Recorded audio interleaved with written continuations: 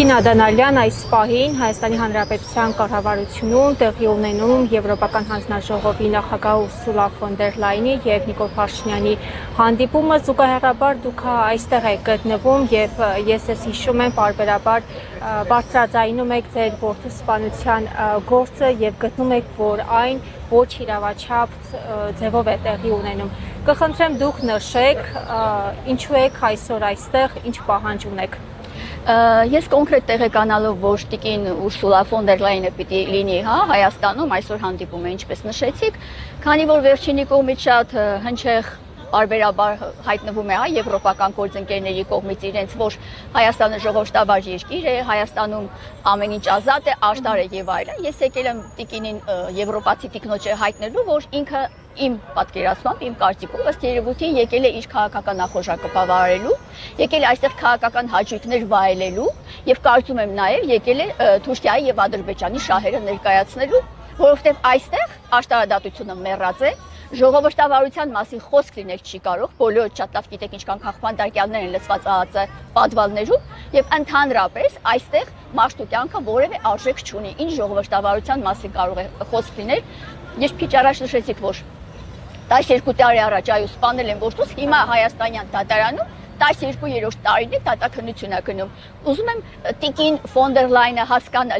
իմանա, թե արդյոք եվրոպական դատարաններում մասնավորապես Միեդում, եթե լսեմ, որ 12 տարի երիտասարդ տղայի սպանություն է, դատաքննության ընթացքում է սպանության գործը, ինչ կարծիք կունենան այդ երկրի մասին կոնկրետ։ Հիմա եկել է տիկինը, որպեսզի մեր երկիրը ներկայացի դրական լույսի ներքո, ոչ թե մեր ժողովրդին, մեր ազգին, մեր նիստուկած, այլ եկել է կոնկրետ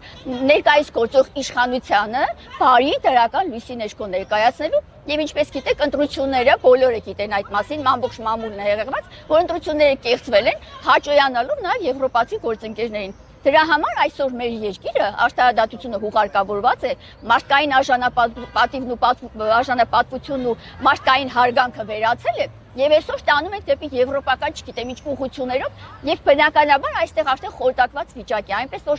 տիկնոջ քալը ես կարծում եմ, որ շատ ավելի հեգնանք է մեր ժողովրդի նկատմամբ, որովհետև դրական որևէ ակնկալիք չունենք, որովհետև երկրի իշխանությունը արդեն հակված է, տեսնում եք ուր է տանում մեր երկիրը։ Ձեր գնահատմամբ ինչ նպատակ ունի նրա այցը Հայաստան, որն է այցի նպատակը, որտեղ ներկայացվում է, որ տարբեր փոխշահավետ համագործակցություններ են լինելու, տնտեսական, սոցիալական։ Բնականաբար ես կարծում եմ իմ պատկերացմամբ, որ այստեղ նաև Հայաստանի շահագրգռելու, ինչ որ կերպ նաև Հայաստանի սիրտը շահելու, սակայն քաղաքական ենթատեքստերով, ասենք որոշակի գումարներ, եվրոներ ուղարկելով, որոշակի տնտեսական զարգացման ինչ որ պատրանքներ ստեղծելով, գիտեք Եվրոպայի հեռավորությունը Հայաստանից եւ Հայաստանի հարակից երկրների մոտիկությունը բնականաբար տեսնում եք ինչ ծաղիկների հետ կապված ինչ գործընթաց է լինում, տնտեսվարողների հետ ընդհանրապես ինչա տեղի ունենում, ինչի մասին է խոսքը, սա ուղղակի մեր երկրի իշխանությանը հաճոյանալու եւ Եվրոպայի համար ցանկալի իրավիճակ ստեղծելու պայման է, ուրիշ ոչ մի բան։ Մեր համար որևէ բան այս տիկինը չի կարող անել, բացի վնաս տալուց։ Պատրաստվում դուք անել, մոտենալու եք իրեն։ Այո, մոտենալու եմ, եթե թույլ չտան,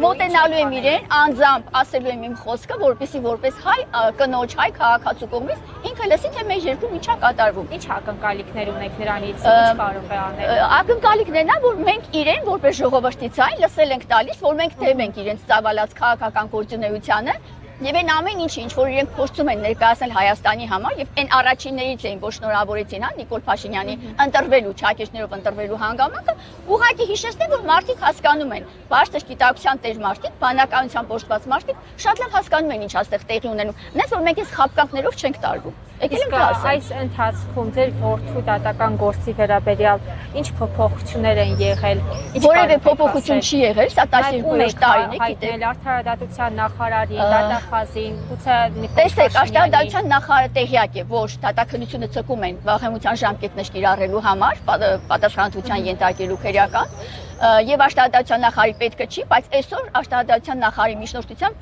դատավորների լիազորություններ են դատարեցվում, որովհետեւ դրանք թիրախավորված դատավորներ են։ Գլխավոր դատախազ Աննա Վարդապետյանը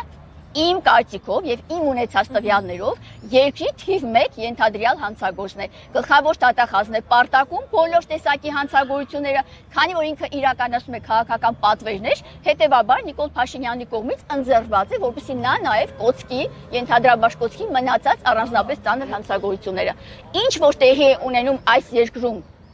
պատվիրված կամ ընդհանրապես պարտակելու գործընթաց, սրա թիվ 1 պատասխանատու երկրի գլխավոր դատախազն է։